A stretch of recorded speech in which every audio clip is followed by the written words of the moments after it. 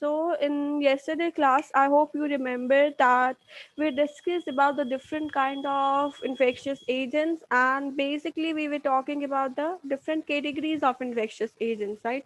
We discussed that there are certain kind of viruses which cause this disease, then there are certain bacteria which cause some other diseases, then there are some fungi which cause skin diseases. We also studied about some protozoans, right?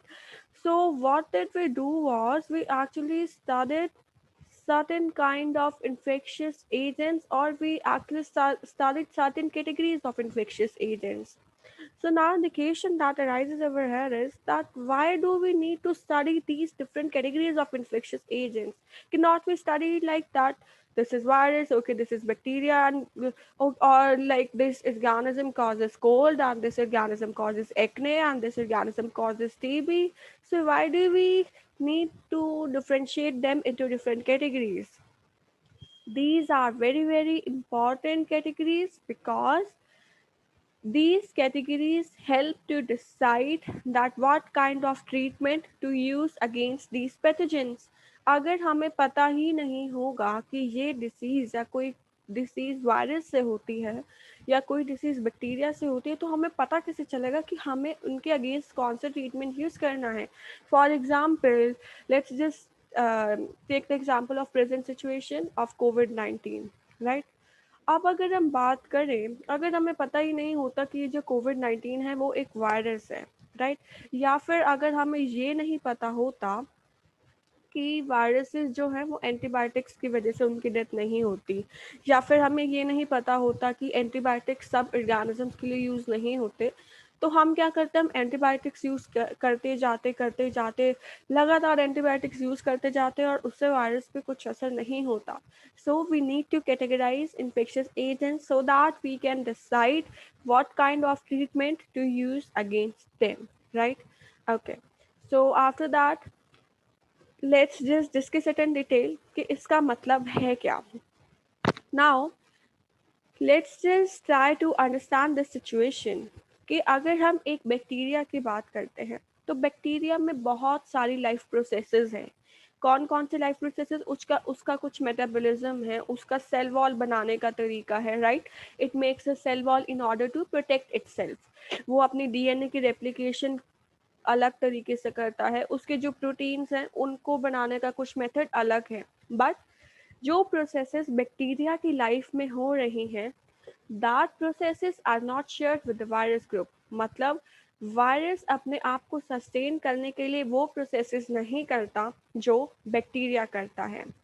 So now at this point, अगर हम कुछ ऐसी drugs, अगर हम कुछ ऐसी medicine use करते हैं जो बैक्टीरिया की प्रोसेसेस को रोक देंगी, मतलब बैक्टीरिया में जो मेन प्रोसेसेस हो रही हैं like replication, formation of cell wall और रेप्लिकेशन ऑफ डीएनए या फिर फॉर्मेशन ऑफ प्रोटीन्स, तो अगर हम कुछ ऐसी मेडिसिन लेते हैं, कुछ ऐसी ड्रग्स लेते हैं जो बैक्टीरियल प्रोसेसेस को रोक देंगी, तो वो बाकी बैक्टीरियाज के लिए तो इफ़ेक्टिव हो सकती हैं जो ऐसे ही प्रोसेस यूज़ करते हैं, but these drugs or these medicines will not be effective against viruses because viruses do not use such kind of life processes in order to sustain, right? तो अगर हम बात कर रहे हैं किसी बैक्टीरियल ग्रुप की, हमने ये स्टडी कर लिया कि जो बैक्टीरियाज हैं वो कुछ सर्टेन डिसीजेस कॉज कर सकते हैं और हमने उन डिसीजेस के नेम पढ़ लिए थे, राइट? तो अब हमें यहाँ से थोड़ा सा ये आइडिया हो जाता है कि अच्छा, क्योंकि ये वाली डिसीजेस बैक्टीरिया की वजह से होती हैं, तो चलो कुछ ऐसी मेडिसिन ले लेते हैं जो बैक्टीरिया को किल कर दें, राइट? तो ये तो हमें यहाँ से फ़ायदा हो गया. बट अगर हमें ये भी पता है कि कुछ मेडिसिन ऐसी हैं जो वायरस की वजह से होती हैं, तो फिर हमें समझ आ जाएगा कि अच्छा, ये वाली डिसीज़ तो वायरस की वजह से होती है. जब ये डिसीज़ वायरस की वजह से होती है तो फिर एंटीबायोटिक लेने का कोई फ़ायदा नहीं है या फिर मेडिसिन लेने का कोई फ़ायदा नहीं है, क्योंकि ये वायरस को वैसे भी किल नहीं कर पाएगी. तो ये सब हमें पता कहाँ से चला? We came to know about all this through the various categories that we studied in yesterday's class, right? तो इसलिए उन categories को समझना, उनको पढ़ना बहुत ज़रूरी है. Okay, so now the question arises is that how do antibiotics work? तो यहाँ पे अब आपको पता होगा, जब बीमार हो जाते हो, so the doctor suggest you और एवरीवन लाइक कोई भी आपको बोल देता है कि बीमार हो एंटीबायोटिक्स ले लो, राइट। तो पहले हम ये समझ लेते हैं कि एंटीबायोटिक्स का मतलब क्या है। Anti, against, biotic, living. So the chemicals or the molecule that work against living is called as antibiotics. And आपको ये सुनकर बहुत ही हैरानी होगी that antibiotics are the molecules जो living organism से ही obtain होते हैं and they work against other living organisms. Usually एक फंजाई से ऑप्टेन होती है जो सबसे फेमस है पेनिसिलिन, राइट। पेनिसिलिन नटाटम से ऑप्टेन होता है and that is used to kill some bacteria. तो एक मॉलिक्यूल एक लिविंग ऑर्गेनिज्म से ही ऑप्टेन हुआ है and is used to kill other living organisms. Okay, तो पेनिसिलिन सबसे कॉमन एग्जांपल है एंटीबायोटिक का। You need to remember this name. इसकी एक स्टोरी भी है। There was a scientist who was working on some bacterial plates. कुछ bacterias के साथ वो काम कर रहा था। अलेक्जेंडर फ्लेमिंग था उसका नाम, right. Alexander Fleming was working with some bacterial plates, अपनी लैब में काम कर रहा था। सो इट हैपेंड कि उसका जो एक्सपेरिमेंट था वो सक्सेसफुल नहीं हुआ। तो आफ्टर दैट वो उदास हो गया एंड ही बिकेम डिप्रेस्ड। वो अपनी प्लेट्स को अपनी लैब में ऐसे ही फेंक कर घर चला गया। कुछ दिन तक लैब में आया नहीं बिकॉज उसका एक्सपेरिमेंट सक्सेसफुल नहीं हुआ था। So when he came back, उसने क्या नोटिस किया कि जो उसकी बैक्टीरियल प्लेट्स थी ना, वहाँ पे कुछ कुछ ग्रो करने लग गया था, कुछ नया ऑर्गेनिज्म ग्रो कर रहा था। एंड उसने नोटिस किया कि जहाँ पे वो नया ऑर्गेनिज्म ग्रो कर रहा था, जहाँ पे वो मोल्ड ग्रो कर रही थी, वहाँ पे उसके बैक्टीरिया ग्रो नहीं कर पा रहे थे। So that was another new thing. तो अब उसने सोचा कि ऐसा क्या है कि जहाँ पे ये नया ऑर्गेनिज्म ग्रो कर रहा है वहाँ पे मेरे बैक्टीरिया ग्रो नहीं कर पा रहे। सो देन अब उसको रिसर्च का एक और नया तरीका मिल गया, एक और नया ऑप्शन मिल गया। सो जब उसने इसको स्टडी किया, उसको पता चला कि एक्चुअली वो जो नया ऑर्गेनिज्म था that was a fungi called as penicillium notatum. तो पेनिसिलिन निटाटम एक्चुअली एक केमिकल रिलीज कर रही थी दैट वाज पेनिसिलिन, उसको वहीं से ही पेनिसिलिन नाम दे दिया। So that chemical was not allowing the bacteria to grow on the plate. तो वो पेनिसिलिन जो केमिकल रिलीज हो रहा था वो बैक्टीरिया को ग्रो नहीं करने दे रहा था, right. So that's the story behind the discovery of antibiotics की एंटीबायोटिक्स डिस्कवर कैसे हुई थी। तो एक ऐसे उदास सा साइंटिस्ट था और उसने कुछ इस तरीके से एंटीबायोटिक्स डिस्कवर कर दी, right. So now let's just discuss that how do antibiotics work. So antibiotics, now we are very clear, obtained from a living organism and work against another living organism, right? So how do they work is they usually block biochemical pathways which are important for bacteria. Which biochemical pathways? Usually, usually they damage the cell wall of the bacteria. And remember, bacteria make cell wall in order to protect themselves, right? अपनी protection के लिए cell wall बनाते हैं so that वो आराम से survive कर पाए। What do antibiotics do? Antibiotics उनकी cell wall को ही damage कर देती है। अब antibiotics ने उनकी cell wall को ही damage कर दिया तो क्या होगा? बैक्टीरिया सर्वाइव नहीं कर पाएंगे। बैक्टीरिया सर्वाइव नहीं कर पाएंगे तो अपने आप इन्फेक्शन खत्म हो जाएगा, राइट।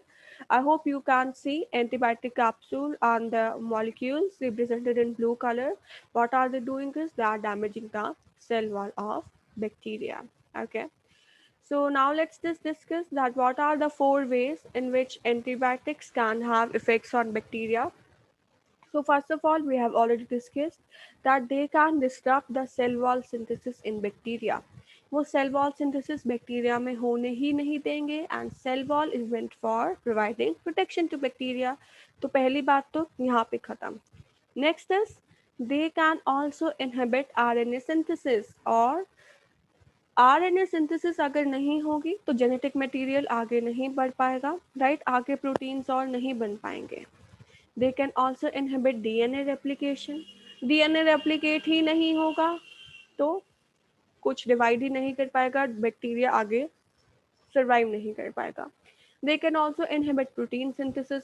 प्रोटीन्स नहीं बन पाएंगे तो भी बैक्टीरिया सर्वाइव नहीं कर पाएगा because there are certain proteins which are essential for the survival of bacteria. वो उसके सेल वॉल में भी काम आते हैं, साथ ही साथ उसमें जो लाइफ प्रोसेसेस होती हैं बैक्टीरिया में, वहाँ पर भी they are very very useful.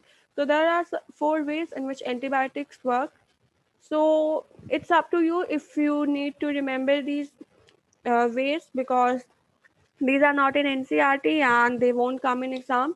You only need to remember the name that antibiotics disrupt the biochemical pathways which are used by bacteria. अगर आप इतना भी याद रखोगे, that would be sufficient. But if I specifically ask you that what does penicillin do, then you need to be very specific with your answer, that it disrupts the cell wall of the bacteria. And even if I ask you that can you tell me how do antibiotics work, then you can say that they disrupt the biochemical pathways of the bacteria. But in addition to that, you also need to mention that usually antibiotics disrupt the cell wall of bacteria.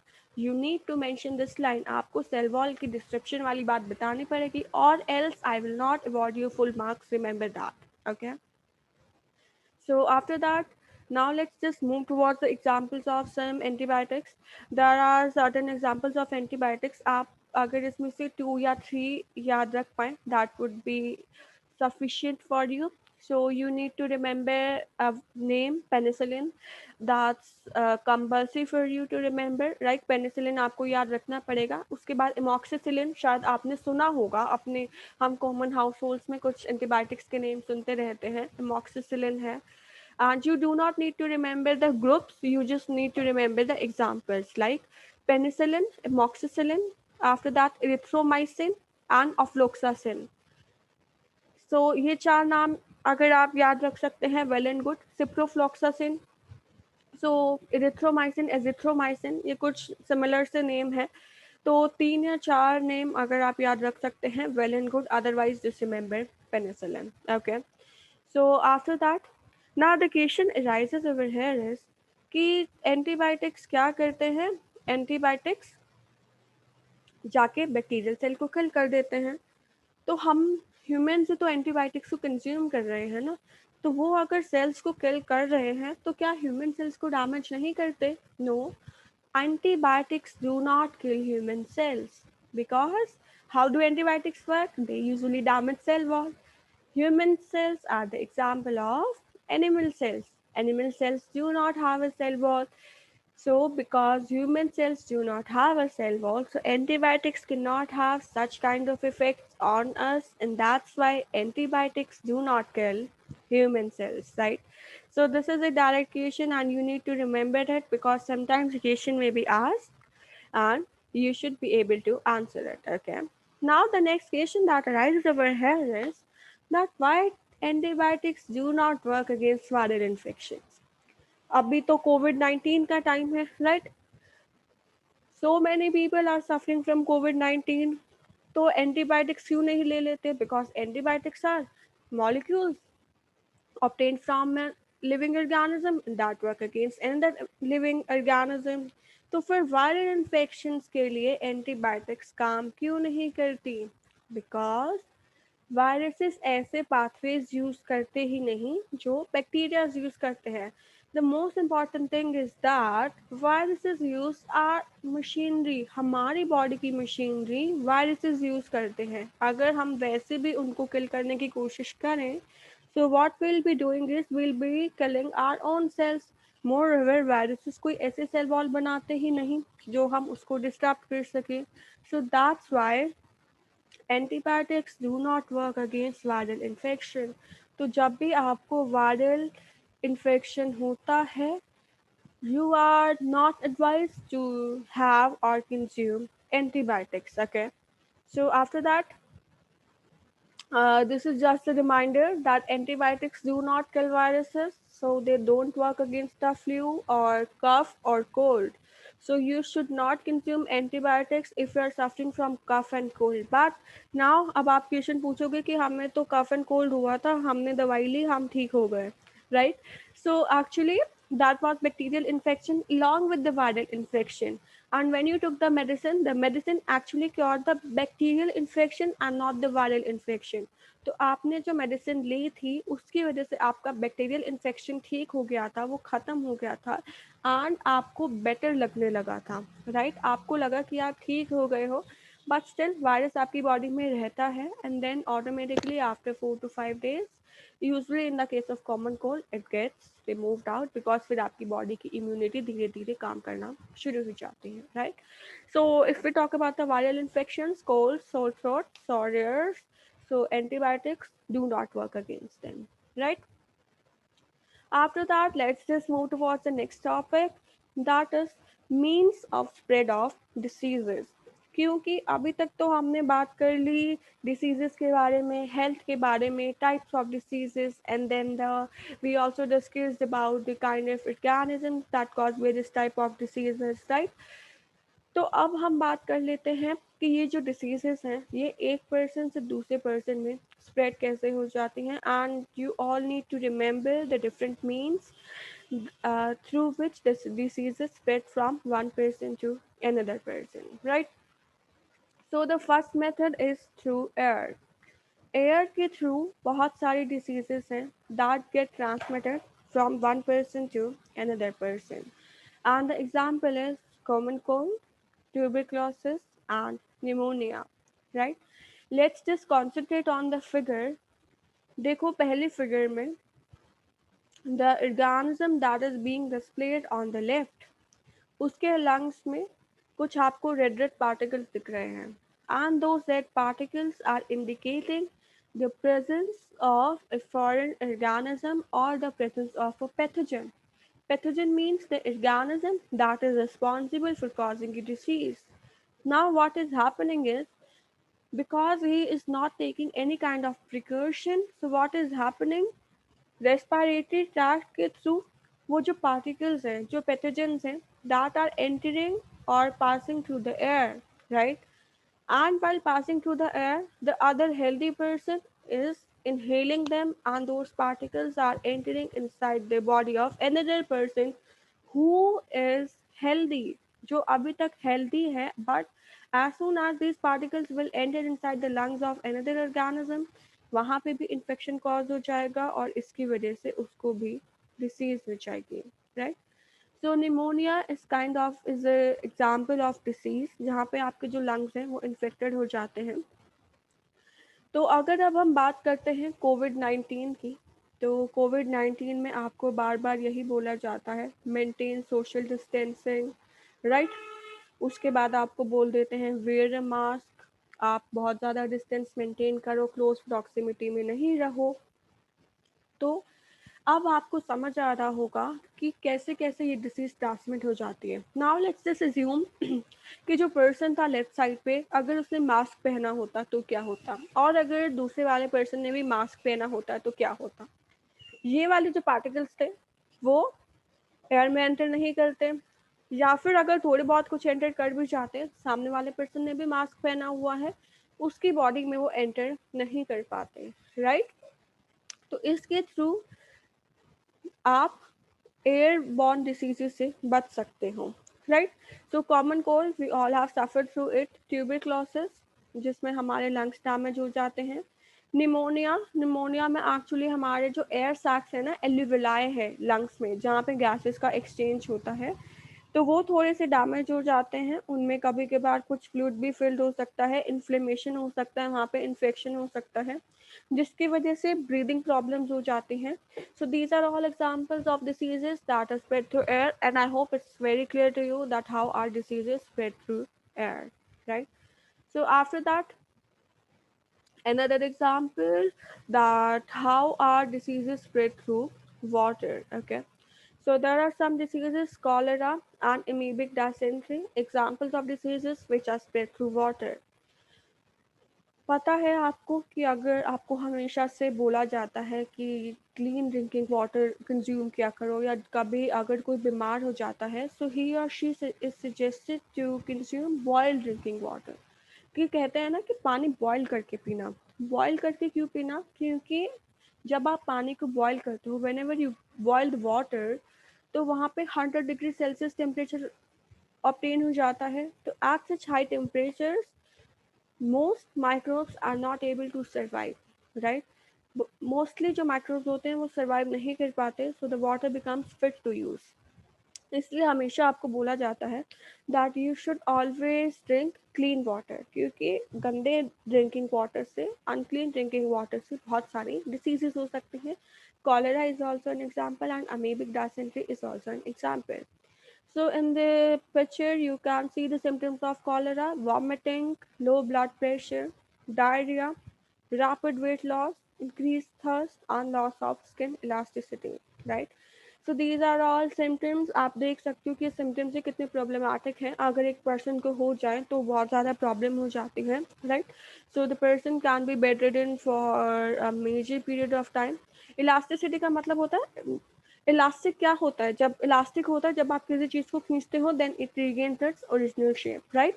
अभी आप सब लोगों की skin कितनी tight है because you are fit and healthy, you are in young age. But कभी old लोगों को देखा है उनकी स्किन कैसी हो जाती है, उसमें इलास्टिसिटी खत्म हो जाती है, लाइक वो ऐसे बिल्कुल नीचे ड्रॉप डाउन होने लग जाती है. तो स्किन की इलास्टिसिटी भी खत्म हो जाती है कॉलरा में. Okay, so after that the next means of spread is through vectors. Vectors के through भी जो diseases हैं that can be transmitted from one person to another person. And we have already discussed about this in the last class that mosquitoes or flies act as vectors. So you need to remember some diseases in which mosquitoes act as vectors, and the diseases are malaria, dengue and yellow fever. Right? So यहाँ पे क्या होता है, remember अब हम vectors की बात कर रहे हैं, we are not talking about the pathogens, right? तो अब आपको यहाँ पे ये समझना पड़ेगा कि जो मलेरिया है that is caused by another organism which we have studied in the last class, and the name of that organism is plasmodium. तो प्लाज्मोडियम मलेरिया कॉज करता है, right? Dengue is caused by a virus. Okay, तो अब यहाँ पर yellow fever is also caused by a virus. Okay, but अगर हम बात करें इनके स्प्रेड होने की, तो वो कौन करता है? मॉस्किटो. मतलब जो वायरस है या ये जो प्लाज्मोडियम है, they are residing inside the body of mosquito. और जब मॉस्किटो आपकी बॉडी पे ब्लड में लेता है तो फिर क्या होता है, वो जो ऑर्गेनिज्म है या फिर जो वायरस है वो आपकी बॉडी के अंदर एंटर कर जाता है और उसके बाद आपकी बॉडी में डिसीज हो जाती है. ओके, चलिए अब अगर हम फ्लाइज की बात करें तो फ्लाइज भी वेक्टर्स के जैसे एक्ट करती हैं. बहुत सारी डिसीजेज हैं जिनको वो ट्रांसमिट करती हैं. टाइफाइड है, ट्यूबरक्लोसिस है, डायरिया है, डायसेंट्री है. So these are all examples of the diseases which are responsible or which are caused due to the spread of flies, because flies act as vectors. Okay, so the next means of spread is through sexual contact, and the example of diseases which are caused or which are spread through sexual contact is syphilis and AIDS, right? So in addition to that, you at this point, firstly you need to remember the full form of AIDS. I hope you already know the full form of AIDS, but if you do not know the full form of AIDS, let me help you. Acquired immunodeficiency syndrome. Okay. Acquired immunodeficiency syndrome. Acquired का मतलब है जो एक person अपनी life time में acquire करता है. Immuno deficiency, immunity की कमी हो रही है. डेफिशिएंसी का मतलब क्या होता है? कमी. सिंड्रोम का मतलब क्या होता है? जब बहुत सारी डिसीजेस एक साथ आ जाती हैं ना तो उसको हम सिंड्रोम बोल देते हैं. जब बहुत सारी डिसीजेस हो जाती हैं, उनके बहुत सारे सिम्टम्स एक साथ आने लग जाते हैं, so that's called AIDS syndrome. तो इम्यूनिटी की कमी हो रही है, so that's very very obvious कि बहुत सारी डिसीजेस एक साथ हो जाएंगी. तो हमारी नॉर्मल बॉडी क्या होता है, हमारी नॉर्मल बॉडी में हमारी इम्यूनिटी इतनी अच्छी होती है that we can easily fight against various kind of diseases or various kind of infections. But जब इम्यूनिटी ही कम हो रही है तो जो डिसीजेस को हम नॉर्मली फाइट कर सकते थे वो हम फाइट नहीं कर पाएंगे, एंड दैट्स वाई बहुत सारी डिसीजेस एक साथ हो जाएंगी. Okay, So in addition to that, you also need to remember that AIDS is caused by a virus called as HIV virus, and you need to remember the full form of HIV, that is human immunodeficiency virus. Repeating again, human immunodeficiency virus. Okay, तो immunity की कमी हो जाती है इतनी ज़्यादा that ultimately it leads to death. Okay, तो virus की वजह से होता है, अभी तक हम इसका ट्रीटमेंट नहीं ढूंढ पाए, तो जिसको एक बार एड्स हो जाती है तो हम कुछ कुछ तो इतने मेथड्स ढूंढ पाए हैं कि अगर किसी को एड्स हुई है हम उसकी लाइफ स्पैन को कुछ टाइम तक और प्रलोंग कर सकते हैं, लाइक कुछ ट्रीटमेंट कर सकते हैं, बट अल्टीमेटली प्रॉपर ट्रीटमेंट अभी तक भी हमें नहीं मिला है. दैट्स वाई एड्स जिसको हो जाता है देन उसकी डेथ इनएविटेबल हो जाती है. And AIDS can also be transmitted from an infected mother to her baby during pregnancy or also through breastfeeding, right? So after that, you need to understand that what are the different kind of contacts that do not spread AIDS, because there is a certain stigma associated with AIDS. जिसको ads हो जाता है लोग उसको बहुत अच्छे तरीके से ट्रीट नहीं करते, बहुत ही ज़्यादा डिफरेंशियली ट्रीट किया जाता है. So you need to understand that there are certain kind of contacts that do not spread AIDS, right? Contagious disease नहीं है, casual contact से नहीं होती. For example, if you shake hand with a person who is suffering from AIDS, आपको कुछ नहीं होगा, right? उसके बाद और अगर वो काफ़ी स्नीज कर रहा है उसके थ्रू भी एड्स स्प्रेड नहीं होता. यूटेंसिल्स या टेलीफोन शेयर करने से एड्स नहीं होता, राइट?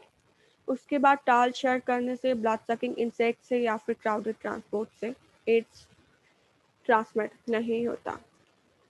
आफ्टर दैट एक और भी तरीका है जिसके थ्रू डिसीजेस स्प्रेड हो सकती हैं, and that is animals to people, right? So that's why you're always advised that you should always wash your hands after petting animals or touching any surface that came into contact with animals. If you have pets at your home, आपको हमेशा advice किया जाता है उनकी proper vaccination करवाई जाए, उनको लगातार वेट के पास लेकर जाया जाए, right? You're always advice. And अगर आपके पास पेट है तो आप उनको लेकर भी जाते होंगे, उनके जो प्रॉपर इंजेक्शन है, उनकी जो प्रॉपर वैक्सीन है, उनका जो प्रॉपर रूटीन चेकअप है, that is very very necessary, because animals can play a major role for in transmission of diseases. वो बहुत बड़ी बड़ी डिसीजेज ट्रांसमिट बहुत ईजिली कर सकते हैं. That's why you are always advise to take care while petting animals. And अगर आपको हमेशा एडवाइस किया जाता है कि अगर कोई ऐसा सरफेस जो उनके कंटैक्ट में आया है, you should always wash and clean that, because animals usually act as vectors, right? वो भी वेक्टर्स के जैसे ही काम करते हैं, and they carry infecting agents from a sick person to a potential host, right? आपने रेबीज का नाम सुना होगा. तो rabies is a deadly disease that is caused by a virus. तो जिसकी बॉडी में रेबीज़ हो जाता है, जिसकी बॉडी में रेबीज़ वायरस एंटर कर जाता है, तो वहाँ बहुत ज़्यादा प्रॉब्लम हो जाती है, and then it can also lead to death. So you need to remember that they can act as potential vectors, and you need to take proper care that they do not spread the disease from an infected person to a healthy person. Okay. So now let's just discuss about the rabies. Usually, most of the cases of the rabies result from the dog bites, right? And in order to cure that, or in order to stop it, you need to get your pets vaccinated so that transmission नहीं हो या फिर उनका treatment हो सके. And अगर आपको कभी लगता है कि आपको पेट ने बाइट कर लिया है और उसको वैक्सीनेशन नहीं मिली थी, so you also need to get yourself vaccinated as well in order to save your life or in order to save another's life. And remember that if you get the vaccine on time, it can be prevented. But if the treatment is not provided to a person on time, right, then it can lead to the death of the person. Because virus है, वो virus धीरे धीरे करके हमारी body को ख़त्म करने लगता है. So you should learn how to interact with your pets. You should learn how to interact with the other animals that are found on the roads, that are stray animals, right? Because usual cases में जब हम pets रखते हैं, so we usually take care that we should vaccinate them properly. But if we talk about the stray dogs or that usually live on roads, उनकी vaccination कोई नहीं कराता है, so we are not sure कि उनमें rabies है या नहीं है. So you should always take care that you should interact with them properly, right? उनको परेशान नहीं करना है, because if they bite you, there are chances that if they are carrying rabies virus, then it would be transmitted into your body and it would be very, very harmful. You need to take proper treatment, which can take many days, which can be very painful, right? So that's why you should be careful and you should interact properly with the other organisms coexisting with you, right? Okay, so that's all about today's class. We will continue the topic in the next class.